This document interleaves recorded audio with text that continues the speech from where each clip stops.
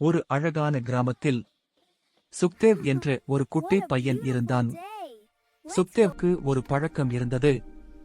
எல்லாவற்றையும் பிறகு செய்வது. பாடம் பிறகு படிப்பேன், வேலை பிறகு செய்வேன் என்று சொல்லி விளையாடிக் கொண்டே இருந்தான்.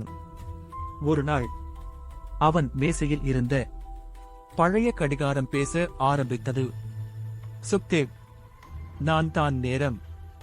நீ என்னை மதிக்கவில்லை என்றால் நான் திரும்ப வரமாட்டேன். சுக்தேவ் சிரித்தான்.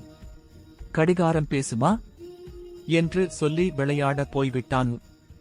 மறுநாள் காலை சுக்தேவ் தாமதமாக எழுந்தான். பள்ளிக்கு போக நேரமில்லை. அன்று அவன் மனசு ரொம்ப சோகமாக இருந்தது. நேரத்தை மதிக்காதவன் வாய்ப்பை இழப்பான். நேரத்தை நண்பனாக்கினால் வாழ்க்கை இனிமையாகும். அந்த நொடியில் சுக்தேவ்க்கு புரிந்தது, நேரம் ரொம்ப முக்கியம். அடுத்த நாள் முதல் நேரத்தில் எழுந்தான், படித்தான், வேலை செய்தான். விளையாடவும் நேரம் கிடைத்தது. சுக்தேவ் மகிழ்ச்சியாக சொன்னான், நேரமே, நீ என் சிறந்த நண்பன். நேரத்தை மதிப்பவன் வாழ்க்கையை வெல்வான்.